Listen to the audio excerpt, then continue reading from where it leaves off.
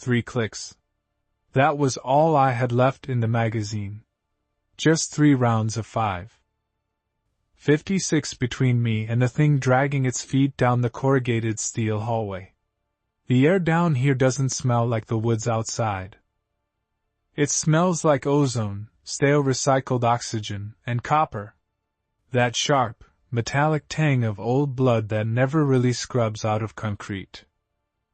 I adjusted the strap of my radio, the plastic digging into my shoulder, and pressed my back harder against the cold wall. My breath was coming in short, ragged bursts, fogging up the air in front of me. It was freezing in this bunker. The kind of cold that seeps through a thermal hoodie and settles into your bones. I closed my eyes for a second, listening. Slap. Drag. Slap. Drag. It was wearing boots. That was the worst part. The infected out in the cities, they usually lost their footwear in the first few weeks of the frenzy. But down here? In a sealed bioweapons lab buried under the Montana wilderness? These things were still wearing the uniforms they died in. I opened my eyes and checked the chamber of my rifle. Brass gleamed back at me. 1 in the pipe, 2 in the mag. 3 shots. I needed to make them count. Because if I didn't get the generator online in the next 10 minutes, the air filtration system would fail completely. And whatever pathogen turned the staff of Project Chimera into shuffling nightmares would be the least of my problems. Let's rewind. You need to know how I ended up 300 feet underground with a dying flashlight and a death wish. It started 3 days ago. The signal came through on a frequency that wasn't supposed to exist. I was holed up in a fire lookout tower near the Canadian border, riding out the second winter of the collapse. The static on the radio had been my only companion for months. Then, a voice broke through. Not a distress call. Not a plea for help. It was a loop. Automated. Sector 4 containment breach. Protocol Blackbriar initiated. All personnel to level 5.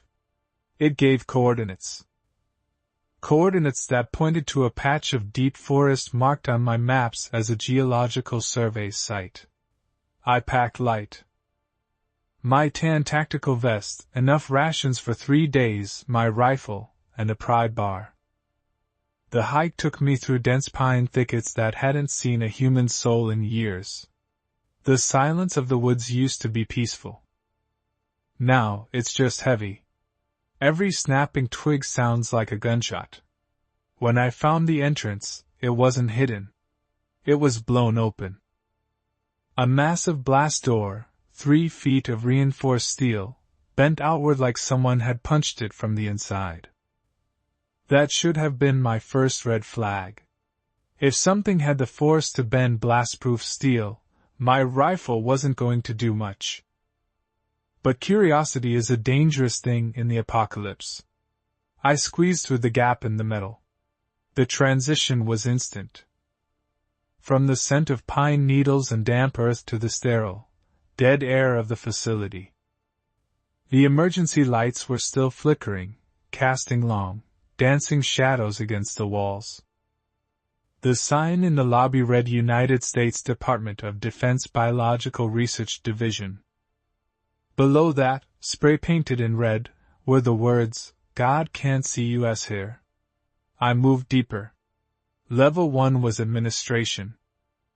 Desks overturned, papers scattered like confetti. I found a coffee mug with mold growing in it that was probably older than the infection itself.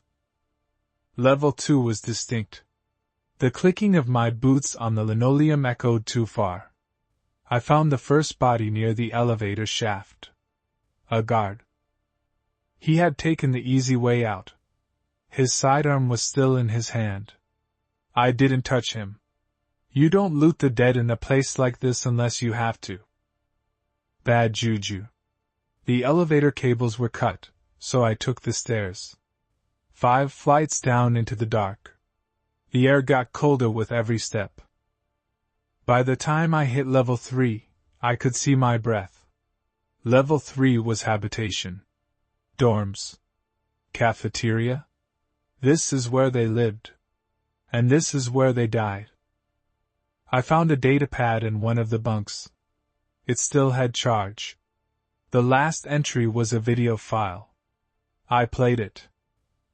A woman in a white coat, eyes wide, skin pale. She was whispering. It's not a virus. It's a parasite. It rewrites the nervous system. We thought we could control it. We thought we could weaponize it for the front lines. Super soldiers. No pain. No fear. But it doesn't stop. It just keeps eating. The video cut out with the sound of glass breaking and screaming. I put the pad down. My hands were shaking. Not from fear, I told myself. From the cold. Just the cold. I kept moving. Level 4 was the labs. This is where things got messy. Glass observation decks looked down into containment cells. Most were empty. Some were smeared with dried organic matter that looked like black tar. I found a keycard on a lanyard hanging from a door handle. DR. Eris Level 5 clearance. That was my ticket. I swiped it at the security checkpoint. The light turned green.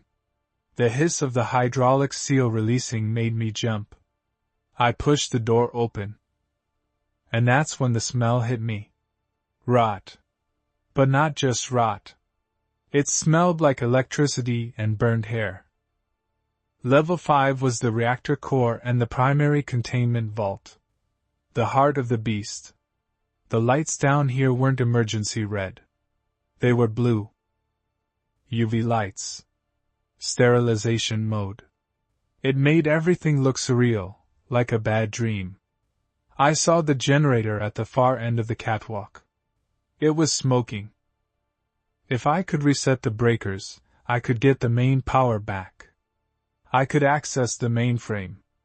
I could find out if there was a cure. Or at least, a way to kill these things effectively. That's when I heard it. The shuffle. I froze. I raised my rifle. The figure stepped out of the shadows of the machinery. It was big. Wearing what looked like riot gear. But the helmet was cracked. And underneath the visor, there was no face. Just a mass of writhing, black tendrils where a jaw should be. It saw me. Or sensed me. It let out a sound that wasn't human. A wet, clicking gurgle. I flipped the safety off. 1, 2, 3. 3 shots. I took a breath.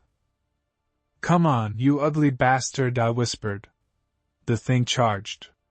It moved faster than a dead thing should. I squeezed the trigger. The first shot sparked off its chest plate.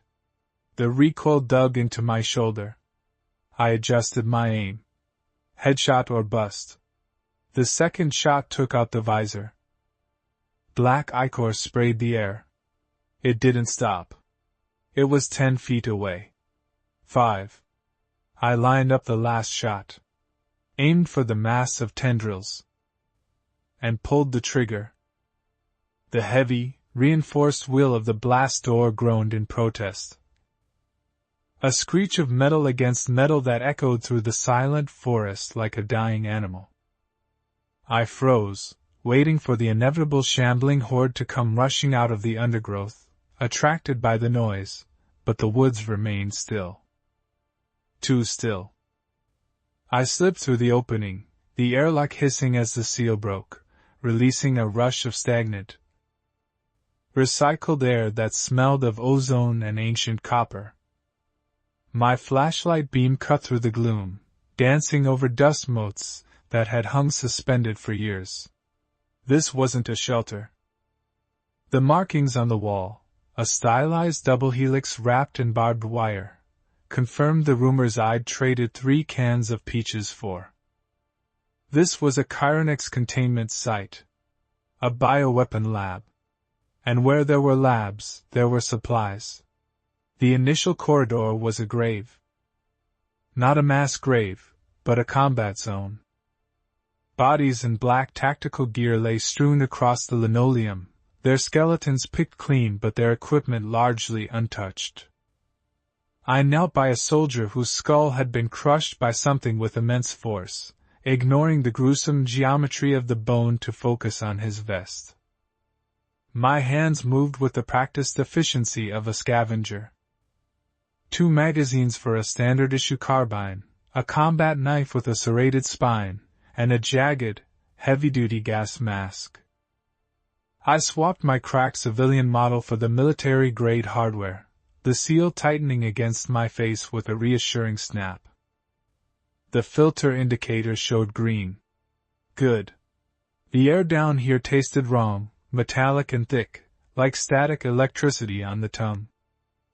I moved deeper, past the security checkpoint where the bulletproof glass was smeared with dried black fluid. It wasn't blood. It was too viscous, too opaque. It looked like oil. I swiped a keycard from a dead researcher's lanyard, the plastic brittle in my grip. The mag lock on the door to Sector B flickered, the backup generator barely holding a charge, but it disengaged with a heavy clunk. The hallway beyond was different. In the woods, the infected were rot and rage, decomposing corpses driven by a singular hunger. Here, the corruption felt architectural. A thick, resinous growth coated the walls, pulsing with a faint, bioluminescent rhythm. It looked like arterial veins spun from black webbing. I stepped carefully, avoiding the patches on the floor. The infection wasn't just killing the host anymore. It was terraforming the environment. Room B12 was a cold storage unit. The glass cylinders lining the walls were mostly shattered, the fluid drained, leaving behind sticky residues. I swept the light across the room and stopped on a pristine workbench. Pay dirt. A centrifuge, a microscope, and a row of sealed, chilling containers. I grabbed a hazmat satchel from a hook and started loading it. Antibiotics, refined adrenaline injectors, and saline packs. I found a box of 9mm hollow points, useless against body armor but devastating against soft tissue. I was shoving a tablet into the bag when the screen flickered to life, the battery holding a phantom charge. A video log queued up. I hesitated, then tapped play. A woman in a white coat, her eyes rimmed with red, stared back. "Strain Delta isn't stabilizing," she whispered, glancing behind her. "It's adapting. The necrotic phase is temporary. Once the host dies, the virus rewires the nervous system, calcifies the skeletal structure. It's not making zombies. It's making soldiers. If you hear the clicking, don't run. You can't outrun them. Hide." The video cut out. The silence that followed was heavier than before. I pocketed the tablet. Adaptation? The walkers in the city were slow, stupid. But down here, in the dark, the virus had been left to simmer, to perfect itself without the interference of sunlight or open air.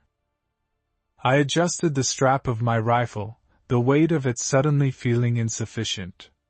I needed to leave. I had the meds, I had the filters. Greed killed more scavengers than the infected did. I turned to the door, and that's when I heard it. A sound like wet knuckles cracking. Click. Click. Click hiss. It was coming from the ventilation shaft above the workbench. I killed my light instantly, plunging the room into a darkness so total it felt like a physical weight. I crouched behind a stainless steel counter, slowing my breathing until my lungs burned. The vent grate rattled. A screw popped, hitting the floor with a tiny, damning ping. Then, a wet thud. Something had dropped into the room. I peered around the edge of the metal counter, using the faint green glow of the emergency exit sign to see. The silhouette was humanoid, but the proportions were grotesque. Its limbs were elongated, the joints swollen and armored with bone spurs that protruded through the skin. It didn't shuffle, it prowled. It moved on all fours, its spine inverted, head twisting with jerky, avian movements. Where the eyes should have been, a band of calcified flesh sealed the face shut. It was blind, hunting by sound. The clicking noise came from its throat, a form of echolocation. This was what the log meant. The infection had evolved past the need for sight, trading vulnerable organs for sensory precision and armored plating. I gripped the handle of my knife, knowing a gunshot would bring the whole facility down on me. The creature chittered, swiveling its head toward the door. It could smell the fresh air from the open corridor. It crept forward, passing within inches of my hiding spot. I saw the skin up close. It wasn't rotting flesh. It was like cured leather, dark and hardened. The fingers ended in hooks of bone. This wasn't a reanimated corpse. It was a metamorphosis. The virus was building a predator. My boots squeaked. A microscopic shift of weight, a tiny sound against the linoleum. The creature stopped. The clicking ceased.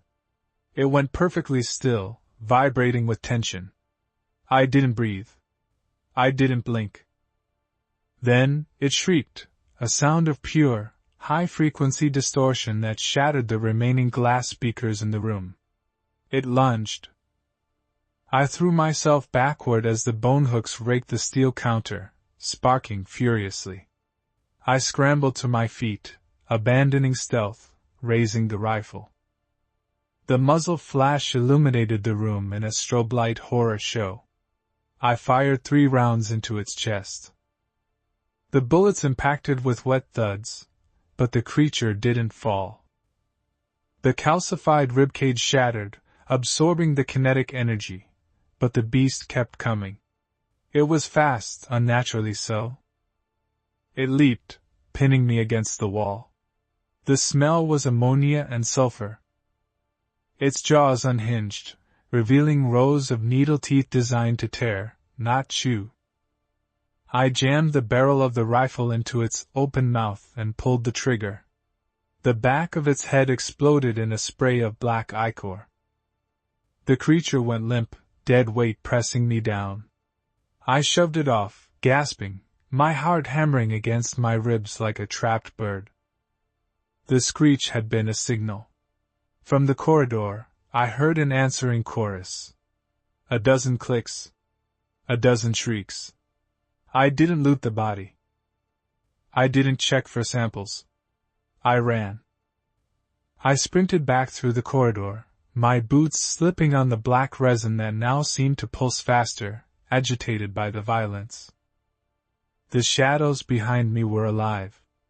I vaulted the security turnstile, hearing the wet slap of hands and feet hitting the walls behind me. They were climbing the walls, running on the ceilings. I reached the blast door, the heavy wheel still spun open. I threw myself through the airlock, grabbing the wheel and spinning it shut. A split second before the seal engaged, a hand shot through the gap. It wasn't a human hand. It was a claw, gray and rock-hard. I slammed my weight against the wheel, crushing the limb. The bone snapped with a sound like a gunshot, and the limb retracted with a hiss. I spun the wheel until the locking mechanism clanged home. I slumped against the cold metal of the door, sliding down to the dirt floor of the airlock. On the other side, heavy bodies slammed against the steel. The thuds were rhythmic, coordinated. They weren't mindlessly scratching, they were testing the structural integrity. I looked at my haul. High-grade antibiotics. Filters. Batteries. Enough to keep me alive for another month. But as I stared at the black blood drying on my fatigue jacket, the victory felt hollow. We thought we just had to outlast them. We thought they would rot away into nothing. We were wrong. Down in the dark, they were getting stronger. They were evolving. And eventually, that door wouldn't be strong enough to hold them back. The hiss of the hydraulic seal breaking was the loudest sound I'd heard in months. It wasn't just a mechanical noise, it was the groan of a tomb being disturbed. As the heavy steel blast door of the facility, designation Aegis 4 according to the faded stencil on the concrete, ground open, stagnant air rushed out to meet me. It didn't smell like the rot of the cities. It smelled sterile, metallic, with a sharp undercurrent of ozone and something sweet, like overripe fruit. I adjusted the straps of my gas mask, checking the seal for the third time. The Geiger counter on my belt clicked rhythmically, a low-level background radiation warning that I chose to ignore. This deep in the woods, hidden beneath a canopy of ancient pines, this place hadn't been looted. That was the hope. That was the gamble. My flashlight beam cut through the swirling dust motes, revealing a decontamination antechamber. The floor was littered with discarded biohazard suits, yellow and white husks that looked like shed snake skin. I stepped carefully, boots crunching on broken glass. Scavenging isn't just about grabbing what you see. It's about reading the history of the room to survive the next 5 minutes. The suits weren't torn by claws. They were stripped off in a panic. The zippers were jammed, boots kicked into corners. Whatever happened here, the staff had tried to flee into the facility, not out of it. That realization sent a cold spike of adrenaline down my spine. I moved to the security station, a glass-walled booth overlooking the airlock. The glass was intact, a miracle.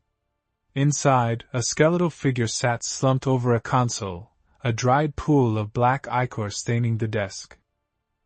I forced the door, the lock snapping with a dry crack. The loot here was immediate and high-tier. On the corpse's belt hung a P-90 submachine gun, a compact personal defense weapon designed for armor penetration. I checked the mag. Translucent plastic showed it was full. 50 rounds of 5.7 millimeters, gold dust. I swapped it for my battered pump action, slinging the shotgun over my back. The submachine gun felt light, precise. Beside the body lay a level 4 keycard and a tactical respirator, newer than mine. I swapped the filters immediately, breathing in air that tasted cleaner, sharper. But it was the monitor that held my attention. The emergency power, likely geothermal, was still flickering. The screen displayed a lockdown schematic. Sectors A and B were red. Sector C, cryogenics and viral research, was flashing yellow.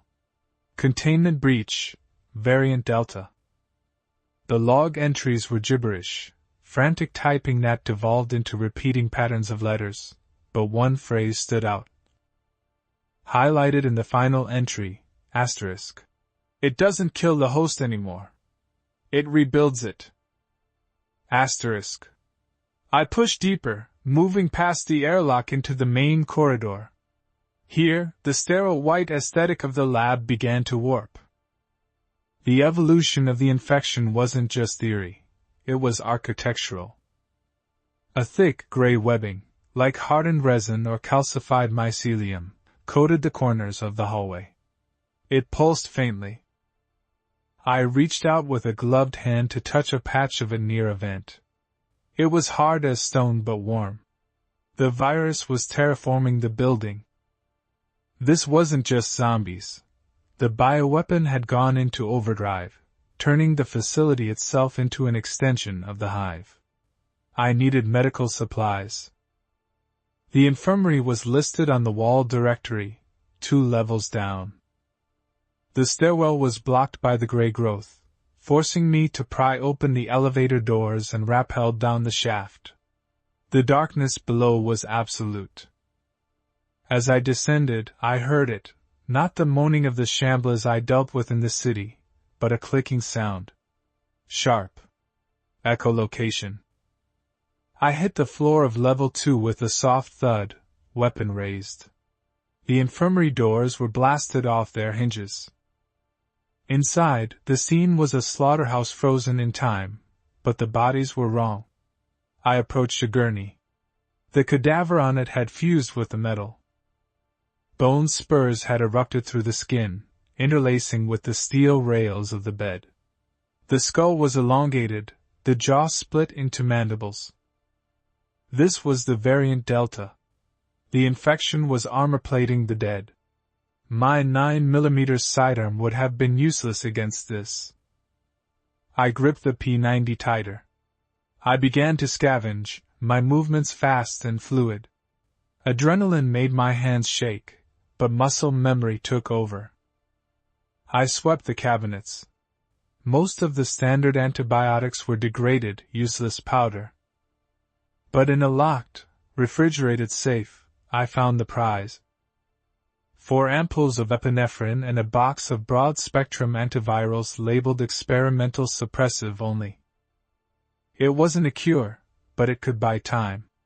I shoved them into my dump pouch along with a handful of surgical tubing and sealed trauma dressings. Then, the clicking stopped. The silence was heavier than the noise. I froze, killing my flashlight. In the sudden dark, only the emergency track lighting cast a dim red glow. From the ceiling, something detached itself. It was large, roughly humanoid but distorted. Its limbs were too long, possessing extra joints. It didn't have eyes, just a smooth, calcified dome where the face should be. It turned its head, twitching. It was hunting by sound. I held my breath, my heart hammering against my ribs like a trapped bird. The creature moved on all fours, silent as a spider, creeping over the nursing station. It was looking for the source of the heartbeat. This was the evolution. The virus had realized that vision was a weakness in the dark, that slow shambling was inefficient. It had engineered a predator.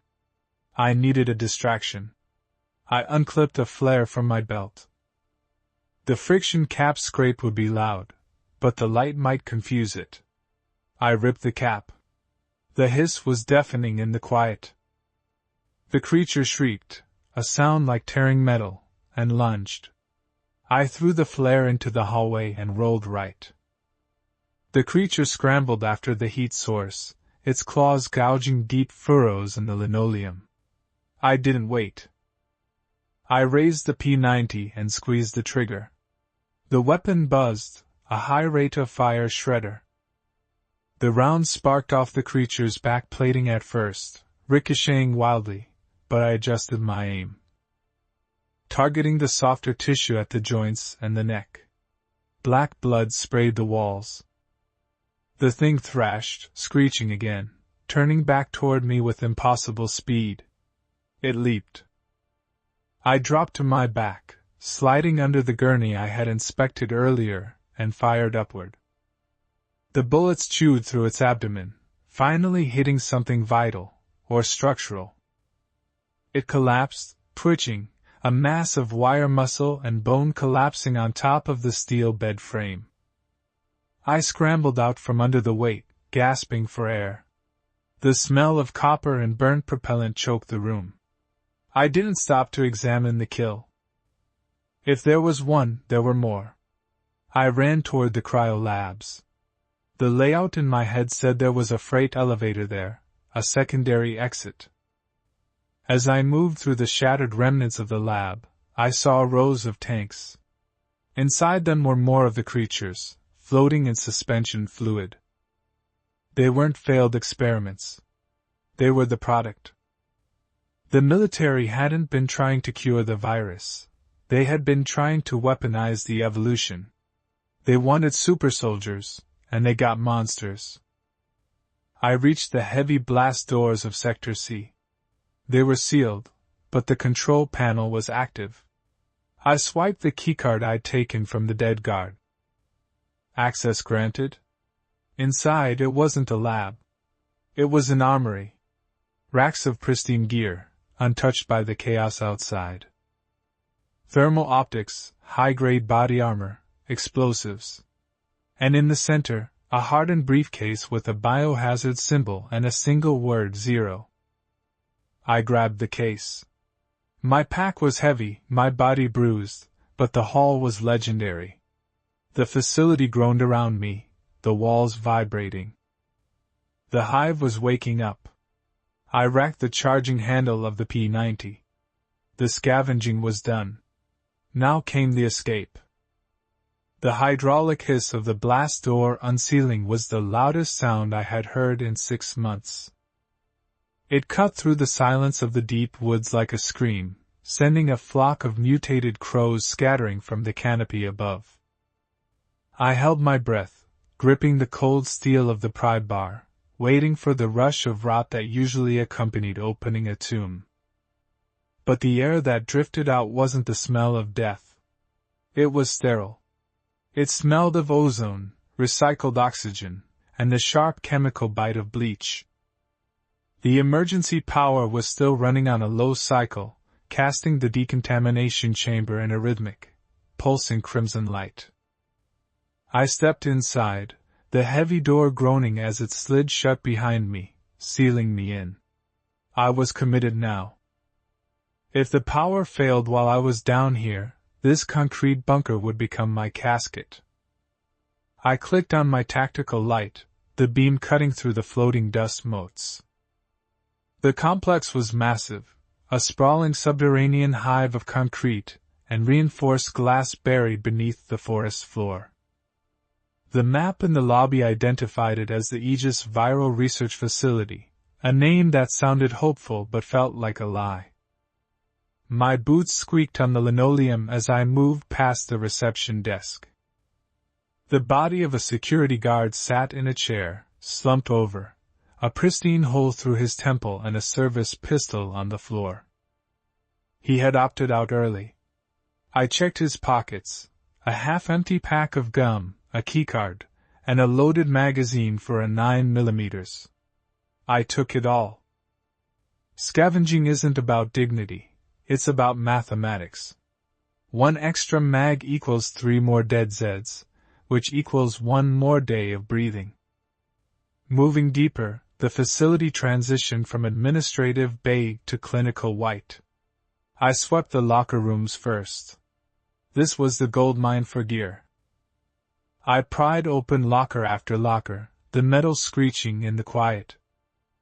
Most were empty, stripped by fleeing staff, but in the back corner, I found a jackpot. A heavy-duty hazmat engineer's rig. It wasn't the flimsy plastic Tyvek suits used in the hospitals. This was canvas-reinforced, rubber-lined, with a rebreather unit. I stripped my tattered jacket and pulled the gear on. It was heavy, stifling, but it offered protection against bites and scratches that denim couldn't match. I found a survival knife with a serrated spine, a box of military-grade MREs, beef stew, the good stuff, and a small cache of medical injectors. Epinephrine. Morphine. Broad-spectrum antibiotics. In the world above, these 3 vials were worth more than a stack of gold bars. I secured them in a padded pouch, my hands trembling slightly. This haul alone justified the risk. But I needed to know what happened here. I needed to understand why the infected in the woods were faster than the ones in the city.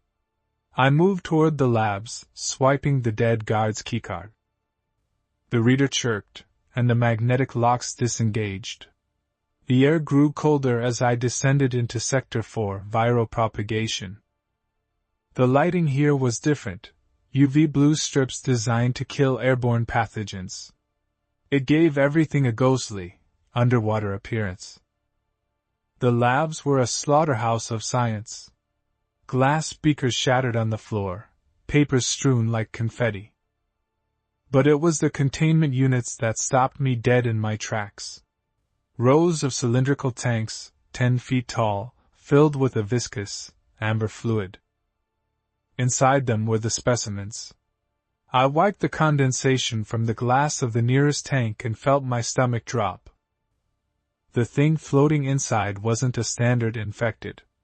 The walkers in the city were just decaying corpses driven by a primitive hunger. They rotted, they fell apart. This thing was evolving. The muscle mass had doubled, the skin stretching and tearing to accommodate the growth.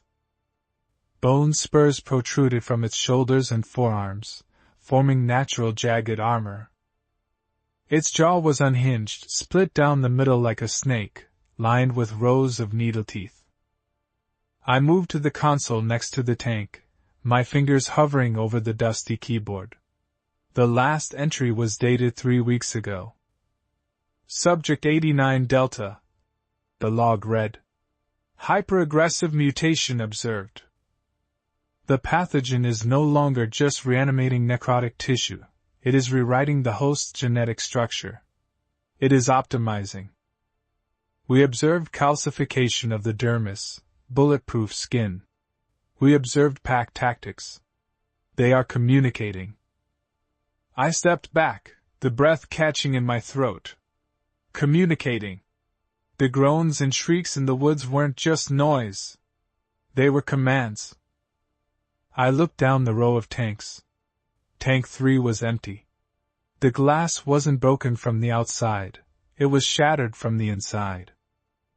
A trail of dry, black ichor led from the base of the tank toward the ventilation shaft in the ceiling. The grate was torn open, the metal twisted like wet cardboard. A sound echoed from the far end of the lab. A wet, clicking noise like wet stones being struck together. I killed my flashlight instantly, plunging the room into the dim blue glow of the UV strips. I crouched behind a heavy steel workbench, gripping the crowbar in my left hand and my pistol in the right. The clicking got closer. It was rhythmic. Intelligent. From the shadows near the specimen storage, a shape emerged. It was hunched, moving on all fours, but the movement was fluid, predatory. It was the escapee. In the blue light, I could see the changes the log had described. Its skin was gray and hardened, looking like overlapping plates of slate. It didn't have eyes, the virus had calcified over the sockets, but its ears were elongated, twitching, rotating independently. It was hunting by sound. I scrutinized the room for an exit. The door I came in was 50 feet away, across open ground. The creature paused, lifting its head, sniffing the air. The rebreather on my chest let out a soft hiss of recycled air. The creature's head snapped toward me instantly. It let out a shriek that vibrated in my teeth, a sound of pure predatory excitement. It charged. I didn't run. You don't run from something that moves that fast. I stood up and fired 2 rounds, aiming for the center of mass. The bullets sparked off the bone armor on its chest, deflecting harmlessly. The creature didn't even slow down. It leaped, covering 20 feet in a single bound. I threw myself to the side, the wind of its passing tearing at my suit. It crashed into the workbench, crumpling the steel like foil. I scrambled back, raising the gun again. Think! I screamed internally. Head is armored. Chest is armored.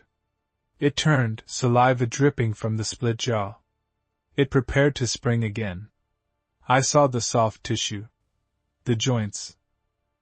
Under the armpits, inside the knees, the places that had to remain flexible for movement.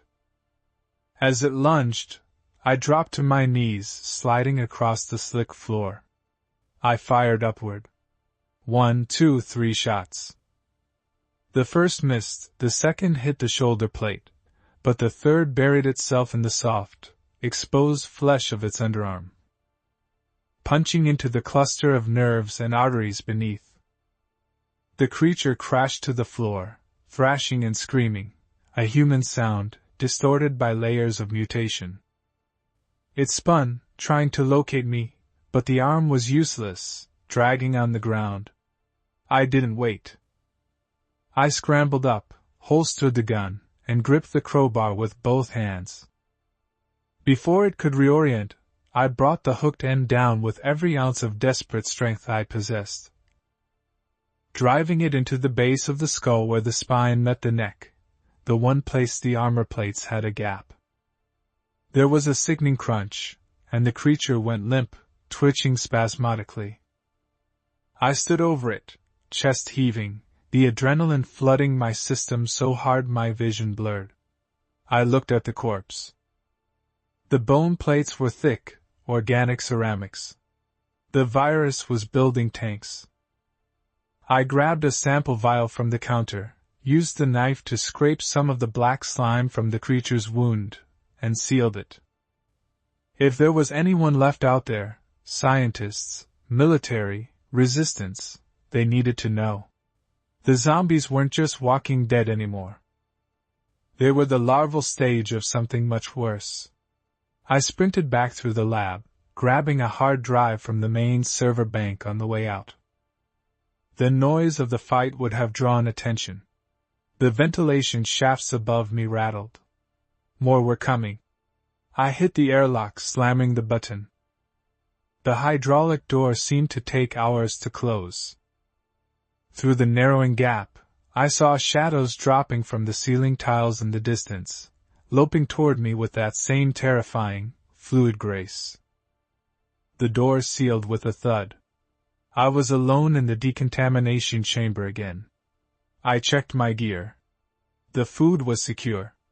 The meds were safe. The data was in my pocket. But as the outer door hissed open, revealing the dark, overgrown woods, the sense of triumph vanished.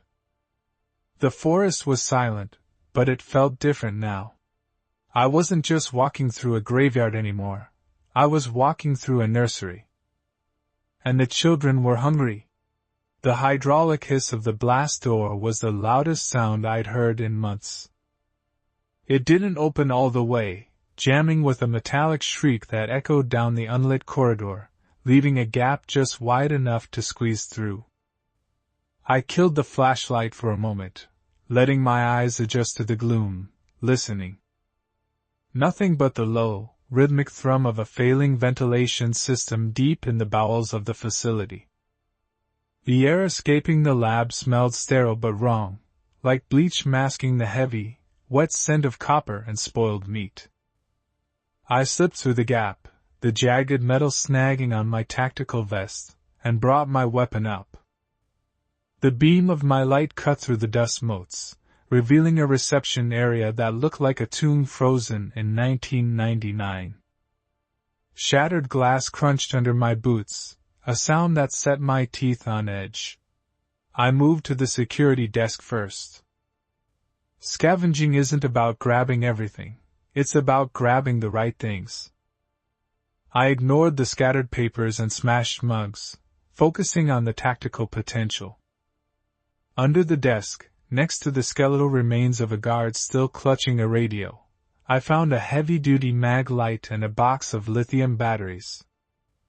Gold dust. I swapped out my dying cells immediately. The guard's sidearm was a bust, rusted slide, but his belt held 2 magazines of 9mm hollow points that looked sealed and dry. I pocketed them, checking the expiration on a half-empty bottle of painkillers in the drawer. They were stale, but in this world, beggars couldn't be choosers. Pushing deeper past the security checkpoint, the atmosphere shifted. The walls here were reinforced concrete, but huge, bulbous veins of black mold had cracked the masonry, pulsing faintly in the darkness. This wasn't just neglect. The facility was being digested. I found a pristine water filter cartridge still in its plastic wrap. I shoved them into my pack, the weight comforting against my spine. It was in the first corridor of the biocontainment wing that I realized the infection out here wasn't the same as the route walkers in the city. The city's ES were deteriorating, falling apart as the seasons turned. Here, the biomass was thriving. I passed a containment cell where the glass had been smeared with something translucent and hard, like resin. Inside, a cadaver lay on a gurney, but it wasn't decaying. It had bloomed. Calcified plates covered its chest and throat, a natural armor formed from bone overgrowth. Its fingers had fused into long, serrated hooks. I stopped, breathless, staring at the placard on the door, Strain Delta Adaptive Evolution Phase 2. The logbook on the terminal next to the door was still flickering with emergency power. I tapped the screen, wiping away a layer of grime. The entries were clinical, detached. They spoke of the virus not as a destroyer, but as an architect. It wasn't killing the host, it was optimizing it. The subjects weren't dying, they were molting. I felt a cold pit open in my stomach. If this strain got out of the woods, the barricades and the safe zones wouldn't hold. These things were being built to survive gunfire. A noise down the hall snapped me back to the present. Wet footsteps. Heavy. Not the shuffle of a shambler. This was purposeful. I killed my light and pressed myself into a recessed doorway, holding my breath until my lungs burned. The creature that passed was a nightmare of silhouette.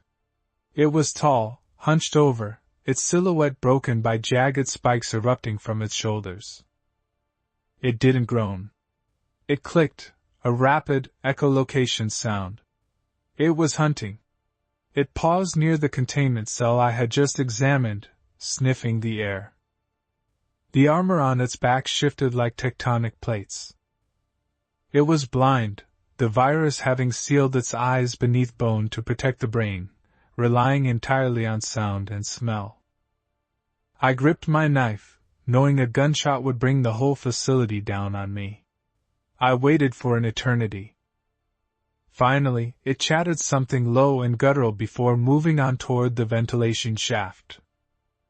I exhaled, trembling, and moved in the opposite direction, toward the lower labs. I needed high-grade medical supplies, and if I was lucky, military-grade hazmat gear. The deeper I went, the more the architecture merged with the biology. Vines of red muscle tissue ran along the ceiling pipes, dripping viscous fluid. I found a locker room labeled decontamination. Most of the lockers were torn open, but one at the end was padlocked. I used the crowbar, the screech of metal sounding like a dinner bell in the silent tomb. Inside was a jackpot, a full-face respirator with fresh canisters, a Geiger counter, and a ballistic vest with Project Omega stenciled on the back. I stripped off my tattered jacket and strapped the armor on. It fit tight, smelling of rubber and fear, but it felt like a second skin. I checked the adjacent storage closet. Shelves of amber vials. Adrenaline. Morphine. Broad-spectrum antibiotics that hadn't existed on the civilian market for 20 years. I swept them all into my bag, wrapping the glass vials in rags to silence the clinking. My bag was heavy now, laden with the difference between life and death. But I couldn't leave yet. I needed to know what Phase 3 was. The map on the wall pointed to genetic recombination on the sublevel. The stairwell was blocked by a barricade of office furniture and corpses. The bodies here were different, uniformed soldiers, torn apart not by teeth, but by sheer force. Limbs ripped from sockets. Kevlar shredded like paper. I climbed over the grim mound, my boots slipping on slick gore that had refused to dry in the humid, filtered air. At the bottom of the stairs, the blast doors to the main lab were blown outward. Not inward. Whatever happened here, it broke out. Inside the main lab, The center of the room was dominated by a massive, shattered tank. Glass shards the size of riot shields littered the floor. Green liquid pooled everywhere, steaming slightly. And there, sprawled amidst the wreckage, was the source of the evolution. It wasn't human anymore. It was a massive, arachnid-like fusion of 3 separate bodies, melted together by the virus. It was dead, thankfully, riddled with heavy caliber holes, but the implications were terrifying. The virus could combine biomass. It could learn. I moved to the workstation surrounding the tank.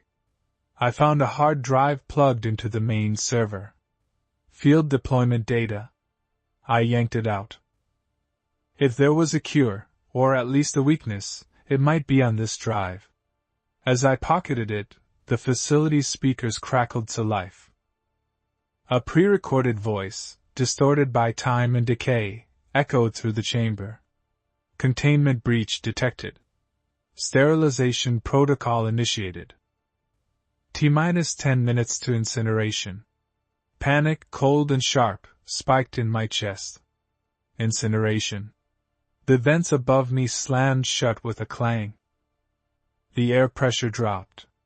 I turned to run, but the corridor I came from was filling with smoke.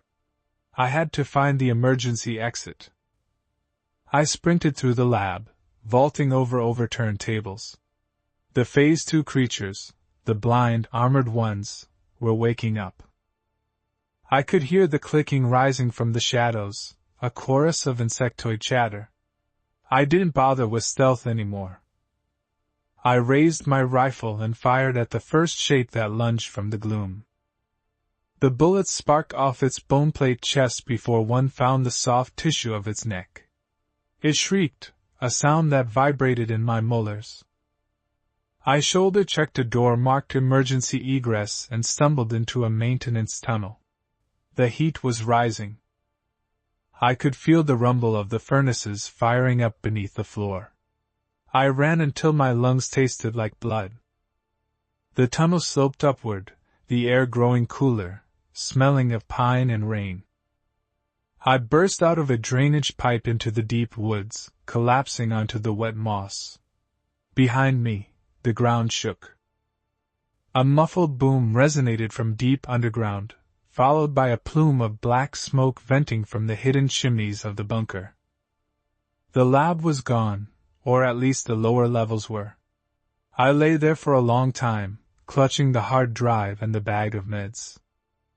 The forest around me was silent. Too silent. I looked at a fern near my hand. The veins in the leaves weren't green. They were black, pulsing with the same rhythm I had seen in the lab. The incineration hadn't stopped it. It was already out. The evolution wasn't confined to the concrete. The forest was the new lab. I stood up, checking the action on my rifle.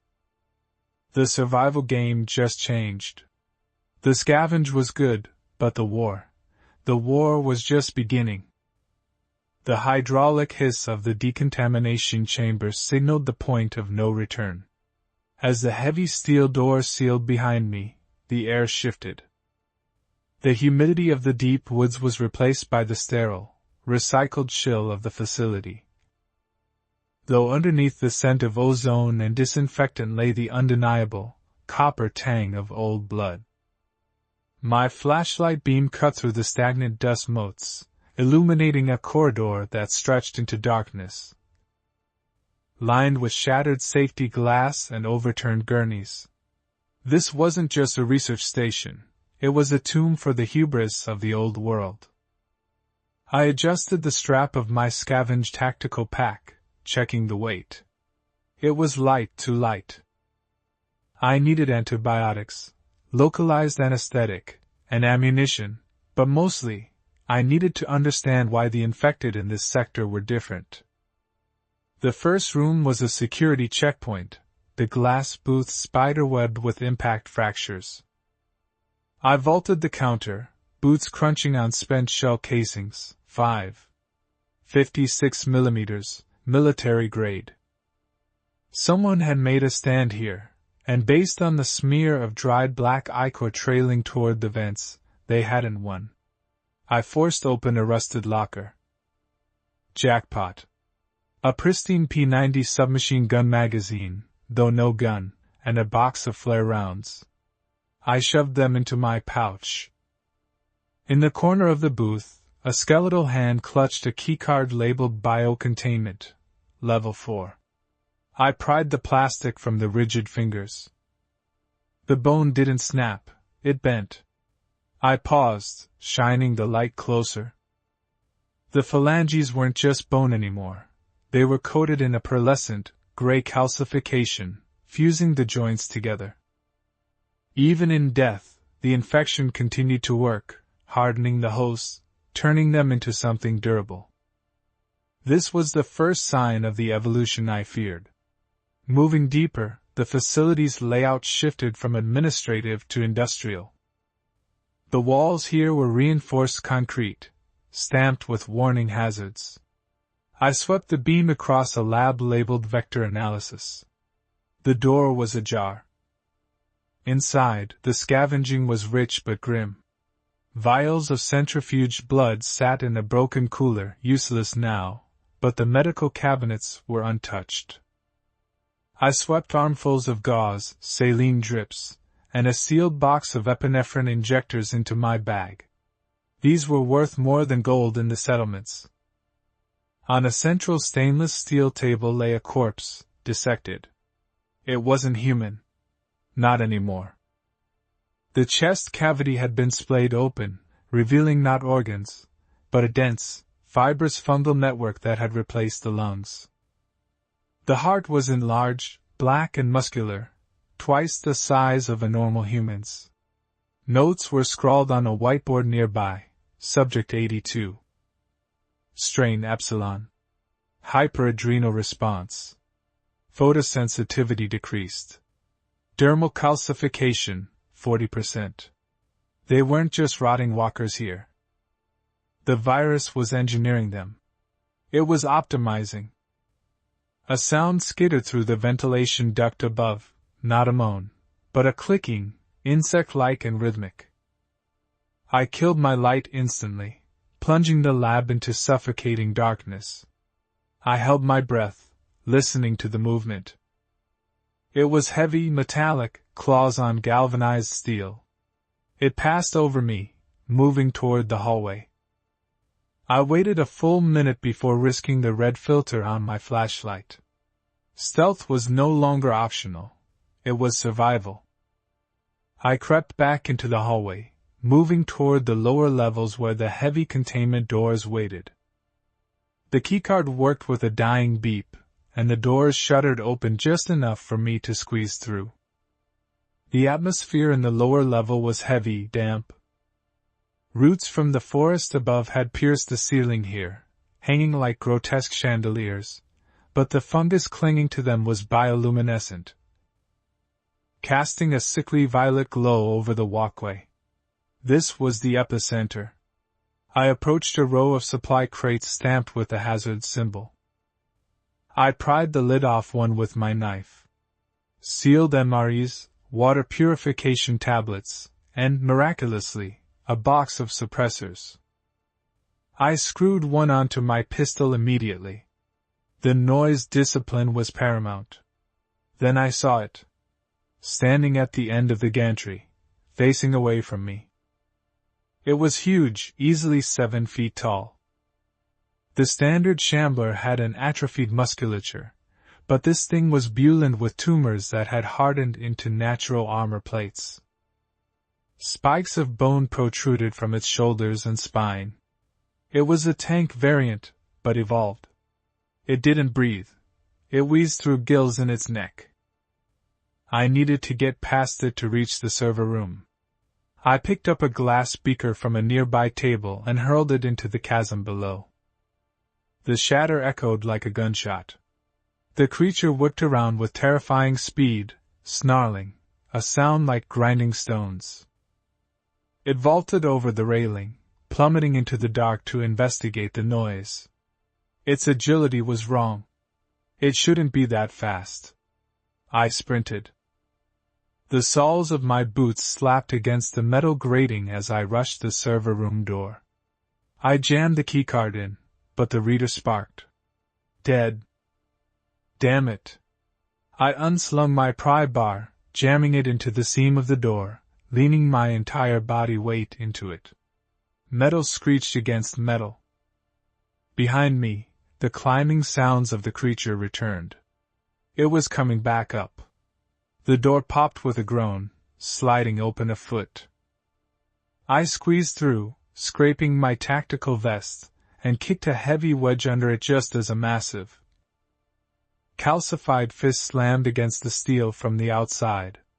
The door buckled but held. Safe for the moment.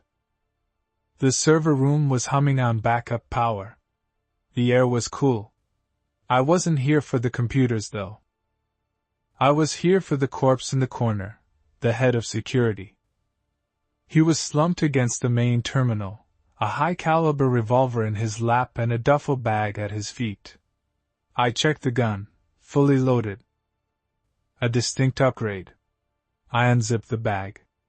Inside were 3 canisters of a blue, viscous liquid labeled Inhibitor Prototype V.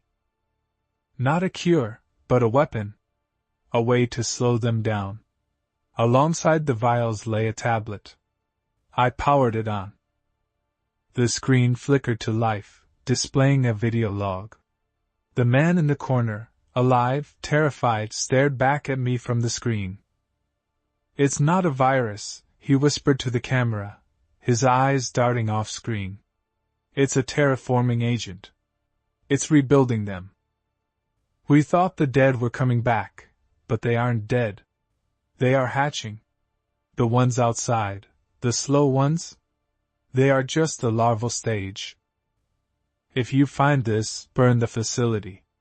Don't let the queens wake up." The feed cut to static. I looked at the canisters in my hand, then at the revolver. The pounding on the door had stopped. Silence returned, heavy and expectant. I wasn't just scavenging supplies anymore. I was scavenging intelligence on an enemy that was rapidly outpacing us. The shamblers were bad enough, but if they were just a larva, then the apex predators were still gestating in the dark. I loaded the inhibitor into my pack, checked the chamber of the new revolver, and looked at the ventilation shaft grid on the wall. It was the only way out. I unscrewed the grate, the smell of damp earth and rot drifting out. The infection was evolving, hardening, becoming smarter. And now, I had to carry that knowledge back to the surface before the thing in the hallway found a way in. The rusted wheel of the airlock screeched, a sound that felt like a banshee scream in the silent woods.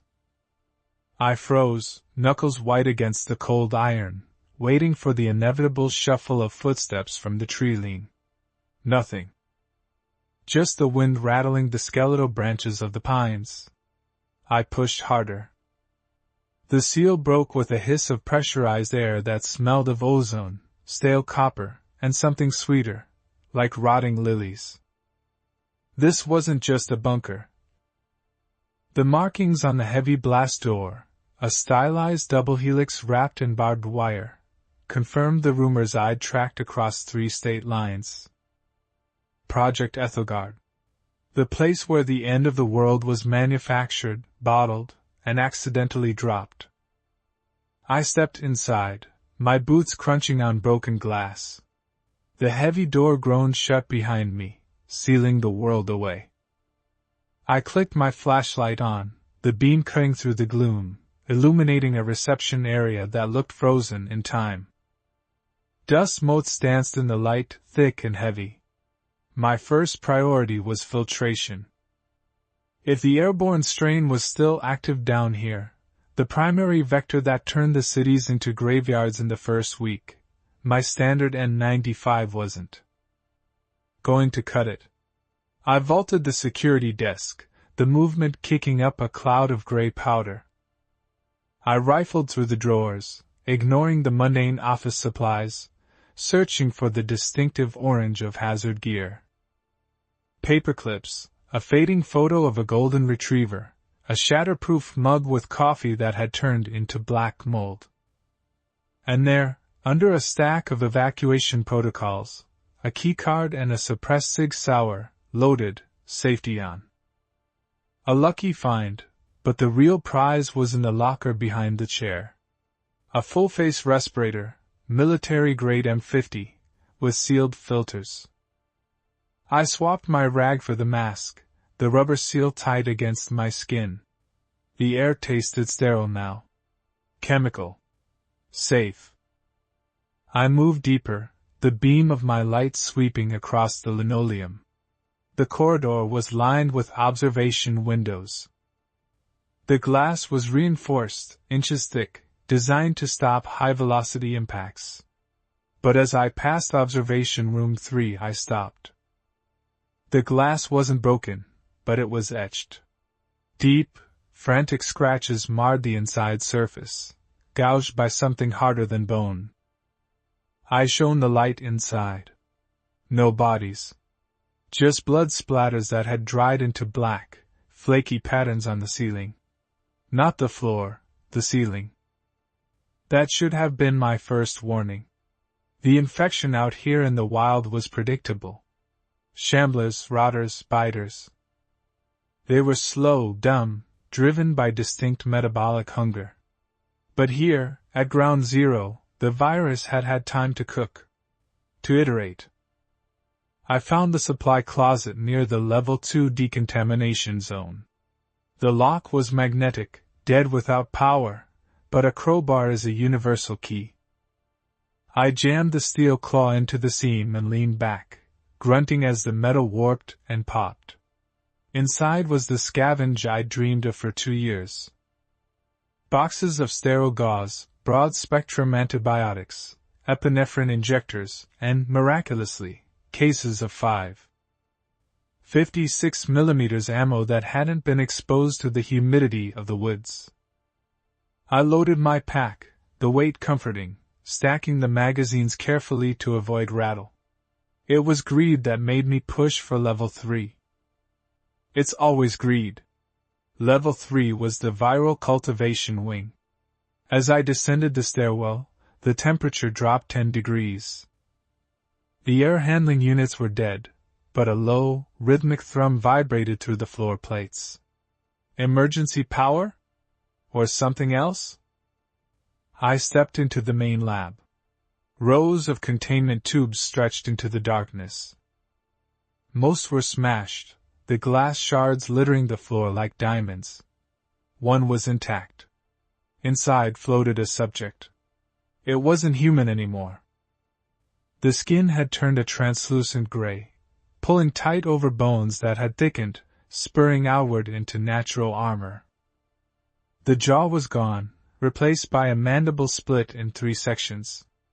I wiped the condensation off the glass to read the plaque. Strain epsilon. Calcification and dermal hardening. Photophobic. Hive mind potential detected. Photophobic. Fear of light. Hive mind. I killed my flashlight instantly. The darkness was absolute, heavy as a shroud. I stood freezing, my breath shallow in the mask, listening. The silence wasn't empty. It was filled with a wet, clicking rasp. Breathing. But not from a throat. It sounded like air being forced through gills. I slowly reached for the cig on my hip, the movement silent. I switched to the red tactical light, praying the spectrum was low enough not to trigger them. The corridor ahead was a nightmare of organic growth. The infection here wasn't just in the hosts, it was terraforming the building. Fungal tendrils, tough as wire, hung from the ductwork like vines in a twisted jungle. I stepped over a corpse, a security guard, and paused. He wasn't eaten. He was integrated. His tactical vest was fused into his chest cavity, the Kevlar weaves merging with bone growth that spiraled out of his sternum. The virus was weaponizing the hosts, using whatever was at hand to build better killers. I needed the access codes on his datapad. I reached down, my gloves slick on the slime coating his uniform. I tapped the screen. It flickered to life, the blue glow illuminating the hallway for a split second. Asterisk screech. Asterisk. The sound didn't come from the pad. It came from the ceiling. I looked up, the red light washing over the vent overhead. A face looked back. No eyes, just sensory pits along a ridge of bone where a forehead used to be. It was clinging to the ceiling tiles with elongated limbs, claws dug deep into the metal grid. It didn't scream. It dropped. I rolled left as it slammed into the floor where I had been standing, the impact cracking the tiles. It was fast, too fast for a shambler. I brought the carbine up, firing 2 shots into its center mass. The muzzle flash was blinding in the dark. The bullets sparked. They actually sparked against its skin. The calcified armor deflected the rounds, sending them whining down the hall. The creature hissed, a sound like tearing metal, and lunged. I scrambled back, kicking a metal cart between us. It swiped the cart aside like it was cardboard, the force sending surgical tools scattering across the room. I needed a soft spot. The joints. The neck. I switched the fire selector to full auto. As it leaped, I dropped to a knee and sprayed the creature's legs. Chunks of gray flesh and bone chips flew, and it stumbled, screeching a high-pitched frequency that made my teeth ache. I didn't wait to see it fall. I turned and sprinted toward the secure cold storage at the end of the hall, sliding the keycard through the reader. Asterisk access denied. Asterisk. Come on, you piece of junk! I hissed, swiping again, my heart hammering against my ribs like a trapped bird. The creature was recovering, dragging its shattered leg, using its arms to pull itself forward with terrifying speed. Its claws gouging deep furrows in the linoleum. Asterisk access granted. Asterisk. The pneumatic lock disengaged with a clunk. I threw myself inside, slamming the manual bolt just as a heavy body thudded against the steel. The impact vibrated through the door, a dent appearing in the metal, convex and jagged. It pounded again, rhythmic, testing the hinges. I was trapped, but I was in the jackpot. The central storage. The air here was freezing. Rows of silver briefcases sat on metal racks. I popped the nearest one open. Vials of blue liquid nestled in foam. Not a cure. There was no curing this. The biology was too aggressive, but an inhibitor. Viral suppressant. The label read. Delays onset by 48 hours. Halts mutation.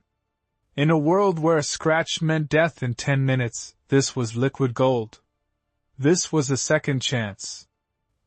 I packed the vials, patting them with crushed hazmat suits, my hands shaking. But the pounding on the door had stopped. Silence is always worse than noise. Noise tells you where the threat is. Silence means it's flanking. I looked at the ventilation grate on the far wall. The screws were rusted, but the metal mesh was bending outward. Asterisk ping. Asterisk one screw popped, hitting the floor. Asterisk ping. Asterisk another. It was in the vents. It was coming in. I scanned the room. Chemicals. Ethanol. Magnesium strips for flash photography or flares. I grabbed a beaker of ethanol and splashed it across the doorway and the vent opening. I pulled a road flare from my vest, the striker cap gritty under my thumb. The vent grate exploded inward. The creature spilled out, followed by another. Smaller, faster, with the same bone-plated hide. They skittered on the walls, defying gravity, mandibles clicking in anticipation. I struck the flare. The red phosphorus hissed, blindingly bright. The creatures shrieked, shielding their sensory pits. Photophobic. They recoiled, their armored skin useless against the agony of pure light. I threw the flare into the ethanol pool. Asterisk whoosh. Asterisk. A wall of fire erupted, consuming the doorway and the vent. The creatures thrashed, their clicking screams turning into high-pitched whistles as the heat cracked their bone armor. The smell was horrific, burning hair, scorched ozone, and cooking meat. I didn't watch them burn. I used the distraction to smash the observation window with the stock of my rifle. We were on the ground floor, thank God. I vaulted through the shattering glass, landing in the overgrown decorative bushes outside. The cool night air of the woods hit me, smelling of pine and wet earth, clean, compared to the rot of the lab. I scrambled up, legs burning, and ran. I ran until the glow of the fire in the lab was just a flicker behind the trees, until my lungs felt like they were bleeding. I stopped by a creek, collapsing against a mossy boulder to catch my breath. I checked the pack. The vials were safe. The respirator was intact. I checked my ammo, half gone. I looked down at my arm. A tear in my sleeve. A shallow scratch on my forearm. Not a bite, just a graze from the glass. Or maybe a claw. I stared at it. The blood was red. Normal. But the skin around it, the veins were darkening, turning black. And it was itching. Not a surface itch, but deeper, in the marrow of the bone. I pulled out one of the blue vials. Asterisk delays onset by 48 hours. Asterisk. I uncapped the needle. The woods were silent around me, but I knew better now. The evolution wasn't just happening in the labs. It was out here too, just slower. The things in the dark were getting stronger. And so was the virus. I jammed the needle into my thigh, thumbing the plunger, watching the blue liquid disappear into my system. The deep marrow itch subsided. For now. I reloaded my carbine, the metallic click echoing in the dark woods. I wasn't just a scavenger anymore. I was a carrier. And I had 48 hours to find a place where that didn't matter. The hydraulic seal on the blast door groaned, a sound like a dying whale echoing through the subterranean concrete canyon. Years of rust and neglect fought against the pry bar in my hands, but with a final, screeching pop, the pressurized seal gave way. Stale, recycled air hissed out, hitting my face with a scent that made my stomach turn, not the sweet, cloying rot of the dead cities above, but something sharper. Copper. Ozone. Formaldehyde. I clicked my headlamp to the high beam and slipped through the gap, the darkness of the facility swallowing me whole. The silence here wasn't empty. It was heavy, pressing against my eardrums like deep water. I was in a decontamination vestibule. The yellow hazard stripes on the floor were peeled back like dead skin. My boots crunched over shattered glass, the remains of the overhead observation window. I kept my breathing shallow, my grip on the suppressed carbine white-knuckled.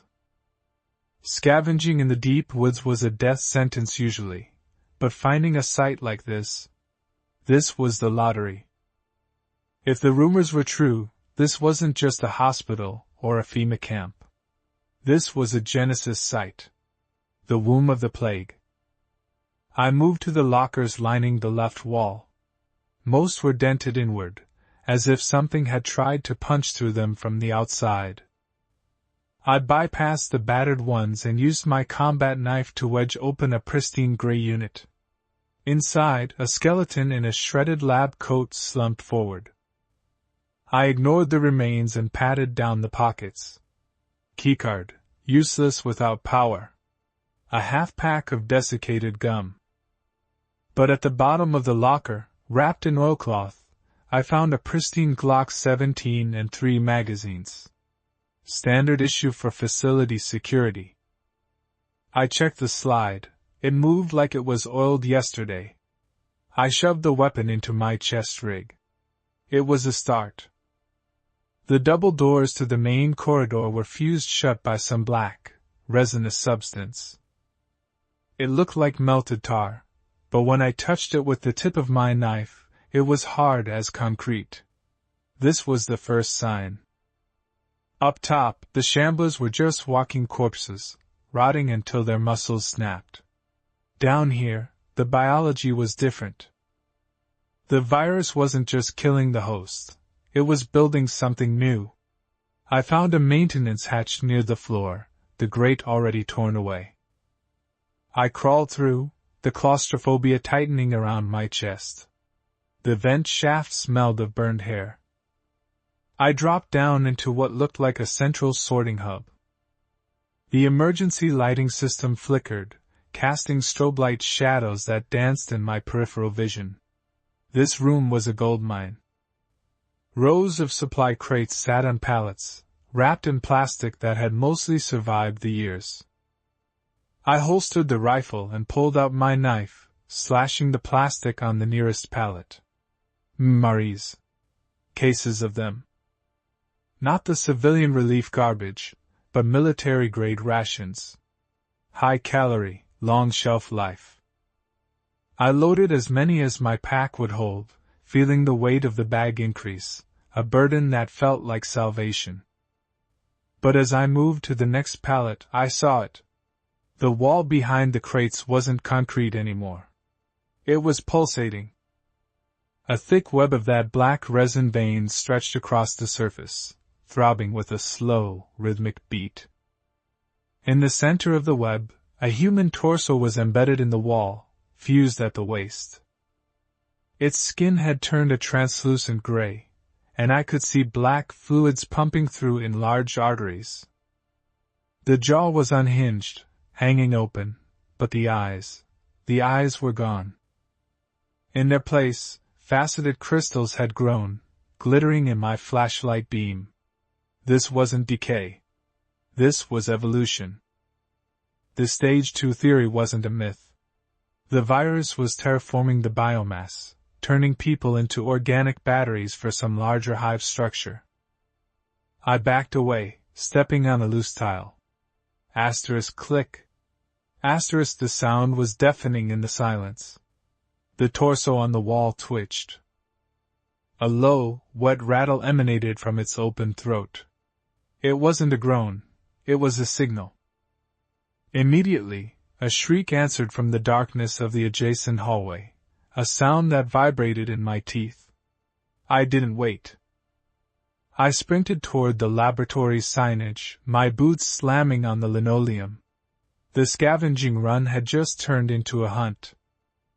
I needed high-value loot, and I needed it before whatever made that noise found me. I shoulder-checked a door marked viral containment.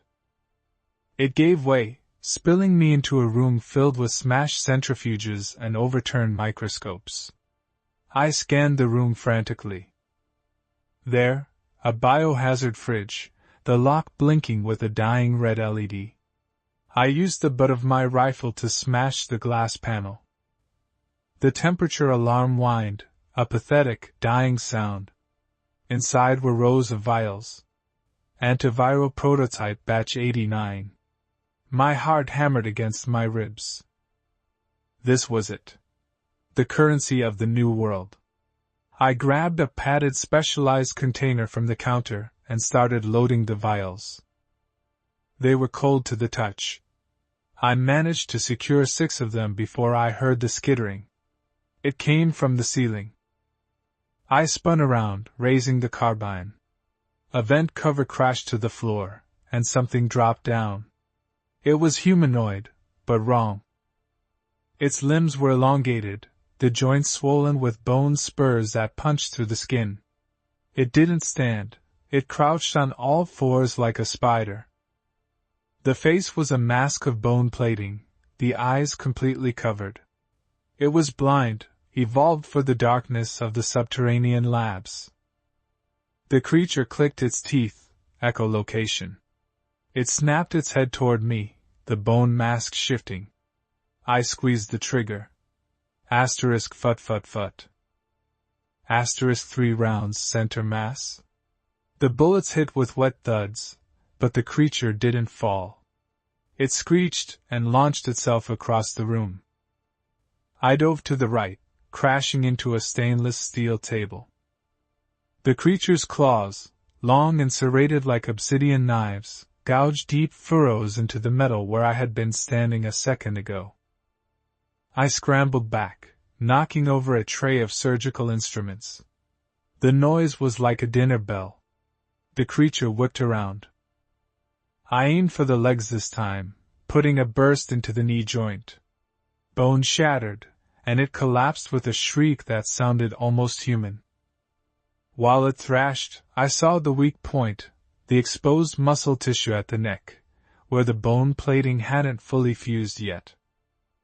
I lined up the shot and dumped the rest of the magazine. Dark, viscous blood sprayed the room, sizzling where it hit the floor. Silence returned, ringing in my ears. I reloaded, my hands shaking. I needed to leave. Now. But greed is a powerful motivator. I stepped over the twitching carcass of the stalker and checked the scientist's desk. It had dropped near. A ruggedized tablet lay there, covered in dust. I pressed the power button. Miraculously, the screen flared to life, showing 4% battery. I didn't have time to read the files, but I saw the headers: subject aggression profiles, hive mind integration, photosynthetic properties of the strain. I shoved the tablet into my pack, sandwiched between the MREs and the antiviral vials. I moved to the back of the lab, looking for a secondary exit. The main hall was compromised. I could hear more of those things waking up, their shrieks echoing through the ventilation shafts. I found a heavy door marked Emergency Stairwell B. I pushed the panic bar. Nothing. Jammed. I kicked it once, twice. The metal groaned. From behind me, the sound of multiple bodies dropping from the ceiling vents filled the room. The clicking of teeth was everywhere. I pulled a flare from my belt, cracked it, and threw it into the center of the lab. The red light washed over the nightmare. 3 more stalkers were unfolding themselves from the floor, their bone-plated faces twitching. They recoiled from the harsh light, screeching in pain. The evolution that gave them echolocation had made them sensitive to thermal spikes. I used their confusion to shoulder the door again, putting my entire body weight into it. It flew open, and I tumbled onto a concrete landing. I slammed the door shut and jammed the pry bar through the handles just as something heavy slammed against the other side. The metal buckled, but it held. I was in a stairwell, the air cool and damp. I checked my gear. The vials were intact. The tablet was safe. I had food. But looking down the spiral of stairs into the abyss below, I saw the black resin coating the handrails, thick as a man's arm. It was pulsing faster now. The facility wasn't just infested, it was waking up. I climbed upward, lungs burning, knowing that every step took me closer to the surface. But the knowledge I carried weighed more than the loot. The infection down here, it wasn't chaotic. It was organized. And it was coming up. The hydraulic seal on the blast door groaned, a sound like a dying wail echoing through the silent canopy of the deep woods. Before the metal finally surrendered to the manual override crank. I stood there for a moment, chest heaving, sweat freezing on my neck in the autumn chill, waiting for the rush of stale air. It hit me a second later, a gust of pressurized decay, smelling of ozone, copper, and something sickeningly sweet, like rotting gardenias. This wasn't just a bunker, The fading stencils on the blast door read Carrion 4, BO Containment Level V. I clicked my flashlight on, the beam cutting through the gloom as dust motes danced in the light, looking suspiciously like spores. I checked the seal on my gas mask, tightened the straps until they dug into my scalp, and stepped into the throat of the beast. The initial corridor was a tomb of clinical white tiles, now smeared with dried fluids that had turned a rusty black over the years.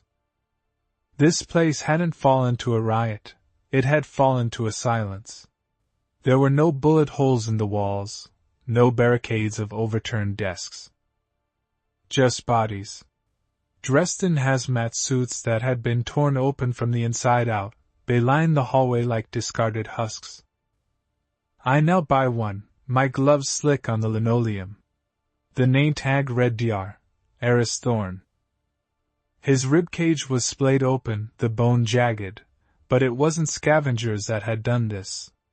The bone had bent outward. Whatever the infection was doing when the world ended, it had started here, and it had been violent. I wasn't here for history, though. I was here for filters. The air quality in the safe zones was dropping, and the viral particulate count in the fog was rising. I needed M50 gas mask filters, and this place was the source. I moved deeper, stepping over the desiccated remains, my boots crunching on broken glass. The layout was standard for black site labs, decontamination showers leading to secure storage, then labs, then containment. I hit the storage lockers first. Jackpot. An unopened crate of sealed filters, military grade. I shoved 6 pairs into my rucksack, the weight comforting. I also found a stash of epinephrine injectors and broad-spectrum antibiotics, the kind that had vanished from pharmacy shelves a decade ago. I swept them all into the bag. Scavenging is about greed tempered by physics. Take too much, and you can't run. I took exactly enough to slow me down just a little. But the curiosity, the fatal flaw of every survivor, pulled me toward the lab sector. I needed to know why the infected in the woods were changing. Last week, I saw a runner keep pace with a deer. Yesterday, I saw a shambler tear a steel door off its hinges. The virus was optimizing. I pushed through the double doors into viral cultivation. The temperature dropped 10 degrees.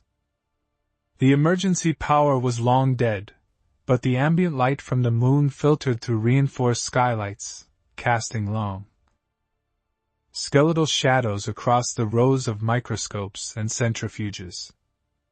I found a terminal that had been left on battery backup, now dead, but a physical logbook sat next to it.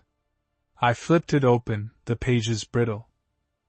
The entries from the final days were erratic.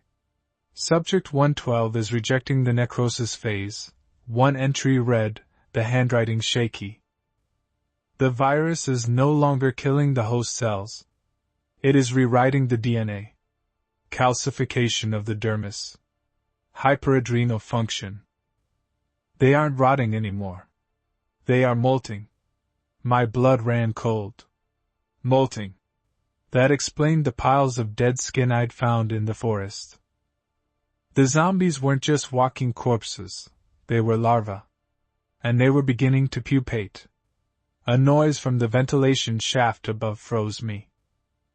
A wet clicking sound. Like wet stones grinding together. I killed my light instantly, crouching behind a stainless steel workbench. The silence that followed was heavy, pressurized. Then, a drop of viscous liquid landed on the floor inches from my boot. It sizzled. Acidic. I looked up slowly, my eyes adjusting to the gloom. The vent grate had been punched out. Something was moving in the ducts, something with too many limbs. It wasn't a standard infected. The silhouette that slithered past the opening was elongated, the spine ridge pronounced and jagged, limbs moving with a fluid spider-like grace that defied the rigor mortis of the standard dead. I held my breath until my lungs burned. The thing moved on, the clicking fading into the depths of the facility. I needed to leave. Now. But the exit route took me past the main observation deck, overlooking the central containment pit.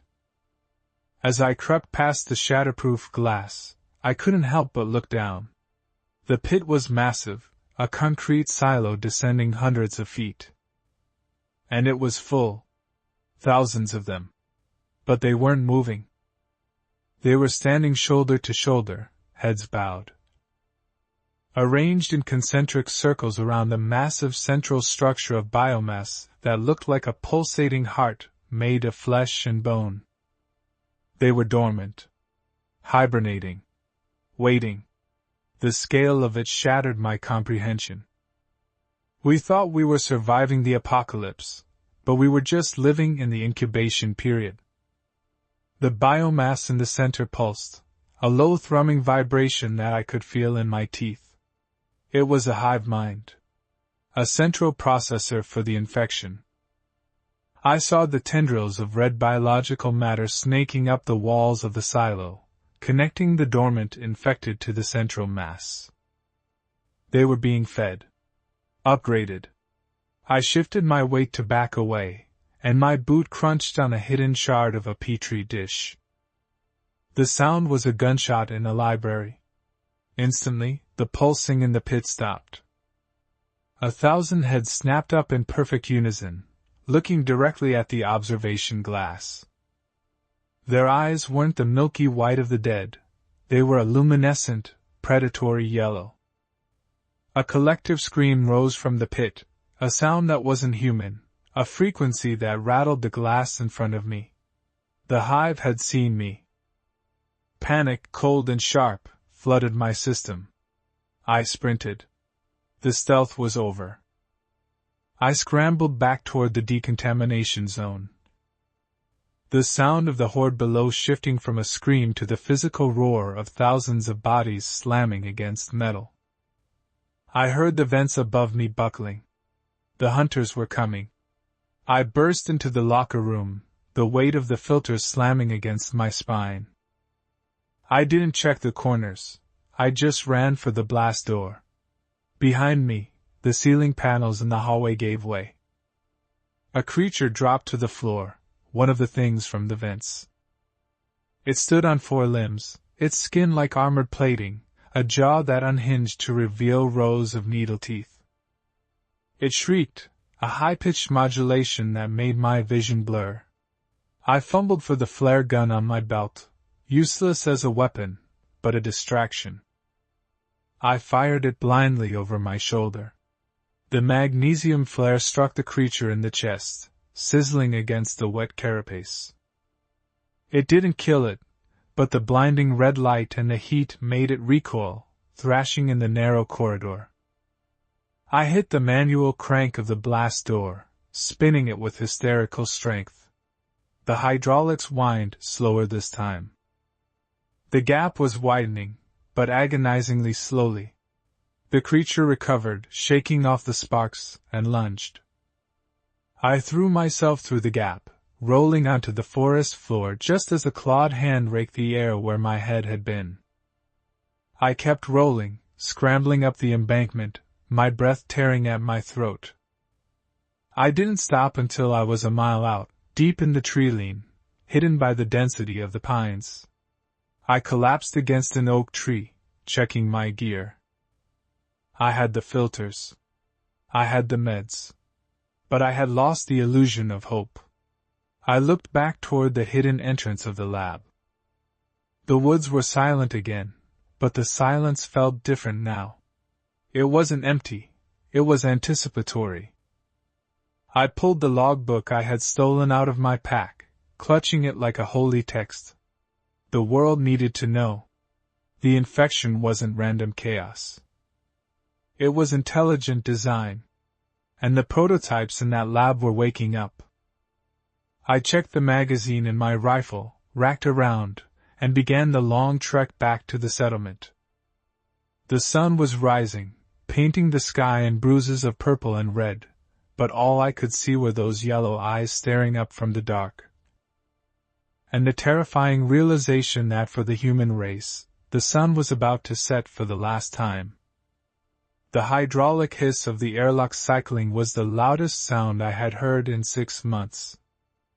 It cut through the silence of the deep woods like a scream, and I froze, my grip white-knuckled on the rusted crowbar, waiting for the inevitable shriek of the infected. But nothing came. The heavy blast door, covered in a decade of moss and birdlime, ground open just wide enough for me to slip through. The air that rushed out wasn't the rot-sweet stench of the decaying forest. It was sterile, chemical, and stale, the smell of a tomb sealed before the world died. I engaged the flashlight on my tactical vest, the beam cutting through the swirling dust motes of the decontamination chamber. My Geiger counter remained silent, small mercies, but I kept my gas mask tight. Biological agents don't click. I moved into the facility, stepping over the skeletal remains of a guard in full riot gear.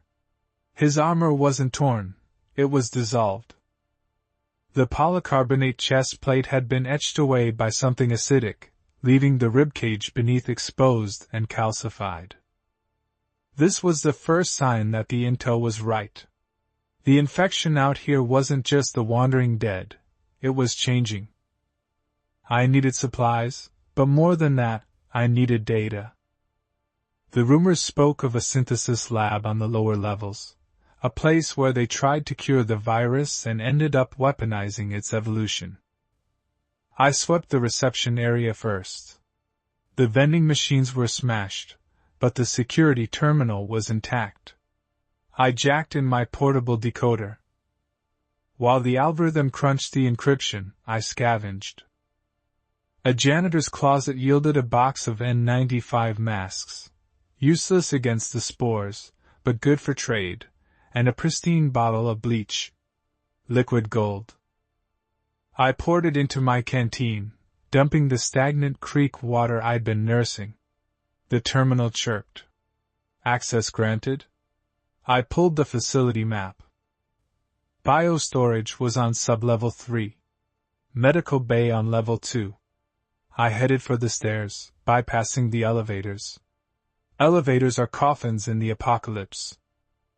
As I descended, the environment shifted. The sterility gave way to a creeping, organic architecture. Thick, black veins pulsed along the concrete walls, looking like ivy made of tar. I touched one with the tip of my knife. It recoiled. The building itself was infected. The virus was no longer just parasitic. It was becoming foundational, integrating with the infrastructure. Level 2. The medical bay. This was the jackpot. I forced the sliding door open, the gears grinding in protest. The room was a slaughterhouse frozen in time, but the cabinets were locked. I used the crowbar, shattering the glass. My hand shook as I swept the shelves. Epinephrine. Broad-spectrum antibiotics. Morphine ampoules. I stuffed them into my pack, wrapping the glass vials in gauze to silence the clinking. Then I saw the cold storage unit. Inside, sealed in cryobags, were blood packs. O negative.